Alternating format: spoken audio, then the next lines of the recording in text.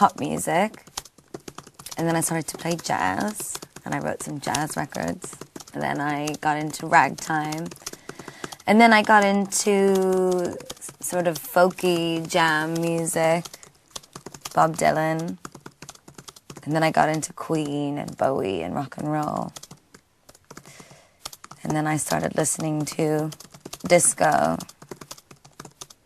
I guess you could say it was my intellectual evolution, and my love of music just began to change and form. And when I was living downtown alone, I was able to more confidently look into myself and ask that question, must I write? Must I create music? And I answered, I must. And if you must create music, what is it that you have to say? Why make it at all? So I resigned myself to make the kind of music that I wanted to listen to. Not what I thought anyone wanted to hear, or what would perhaps be the most credible or notable. I just created what I wanted to listen to, what I thought was great, what I thought could be groundbreaking where I was living, which was an area where indie music was much more popular and pop music was considered to be annoying or corporate or unimportant. So I decided, in true Gaga fashion, to be revolutionary and go against the grain and make pop music in a town where there was none. Brilliant.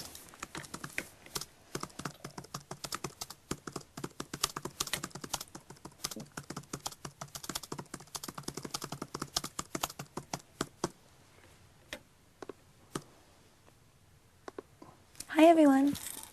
I love you. I'm glad you can fill these I wish little I could gaps. see all of you. It's not fair. This lovely window. You have a lovely window. I don't get to see all of you. It's not fair. Okay. Just bringing up our 6th question now. We need to build little teeny tiny monster satellites. And this is a question about your monsters. Okay, which is great. good.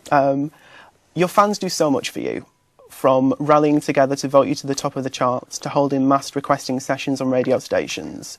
Why do you think so many little monsters care and support you the way they do? And that's from Farah Marie in Santa Barbara. You know, I don't know.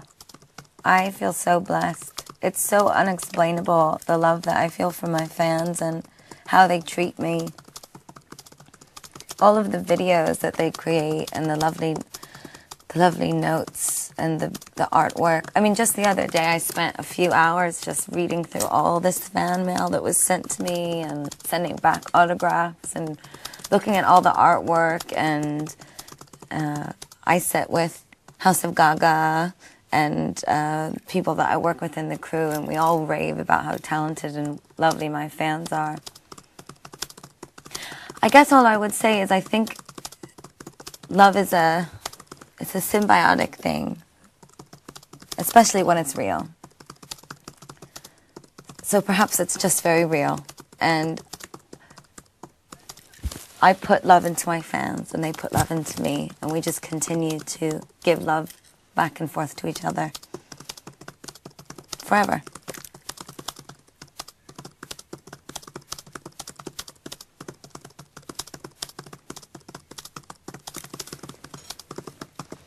Fantastic. And I have a feeling that my next question, or our next question rather, relates directly to that. Great. And to the idea of this relationship between you and your fans and sort of the give and take between both of you. This is by Vikram Alexi Kansara in New York. And his question is, traditionally pop stars engage in one-way communication with their fans, but your relationship with your little monsters is more like a digital conversation. Is this a conscious or instinctual gesture? It's instinctual. I am the way I want to be with my fans. We have a very special and honest relationship. It's almost comical to even talk about, because I go on stage sometimes and I have had a really bad day or something's wrong. Just the other day I I revealed to my fans that my grandpa's sick. My grandpa's in the hospital. And it's very difficult for me because I'm away and I want to be home, but I don't want to disappoint my fans because so many of them spent all their money on tickets to the shows. So I sat down at the piano and I said to them, I had a bad day. My grandpa's sick. And then the next day, I went to, as usual, say hello to all my fans on Twitter, let them know what I've been doing. And I had seen that there were all these lovely messages from them, and that worldwide they had trended, "Get well, Grandpa Gaga." That has nothing to do with my music or my clothes or making an album #1 or a song #1. That's just pure friendship. My new album that I'm creating, which is finished pretty much, was written with this new instinctual energy that I've developed getting to know my fans. They protect me, so it's now my destiny to protect them.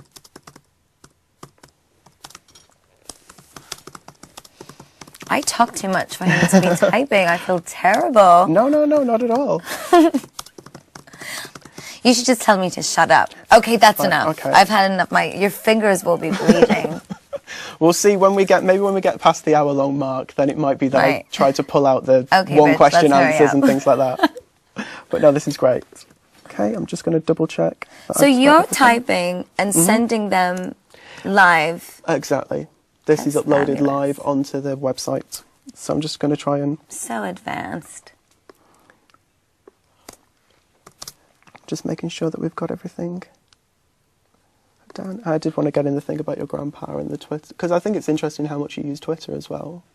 That idea of... Well, I actually think it's part of why, you don't have to write all of this, okay. But part of why Twitter is so great is because, for me, you can build trust with your fans if you use it for the right reasons. People that argue on Twitter or are just using it as a celebrity networking device, it's boring, and it has nothing to do with your fans or your vocational purpose. I use the internet. I've embraced the internet in a pop cultural kind of way. I think about what would a pop artist have done in the 70s or the 80s if the internet was what it is today, and they would have embraced it.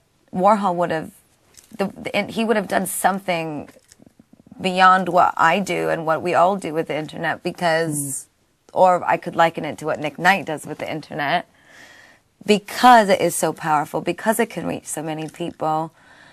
Even previewing music videos and things, I can use the television, but the truth is that the internet is more powerful because it gives other people the platform to have a voice. You can comment, you can chat with other people that are watching the same videos that you're watching. You can make friends on the internet safely make friends. But I guess my point is, I think it's wonderful to embrace that there's now 2 windows. And that's what I was just saying about how I wish there was another window right now looking out into the fans. But I know that they can all comment online, which is wonderful. And I will read all of your comments. I just, embracing the internet is what a pop artist should do. It is the new era. It's the way we live. We are wired. It's interesting that you're talking about eras and ideas, because that kind of links on. This is a bit of a sort of volte-face or a non sequitur to what I've been asking you. But it's from John Galliano in Paris, who is asking, if you were able to travel through time, where would you go? Backwards or forwards, and why? It's a bit of a difficult one.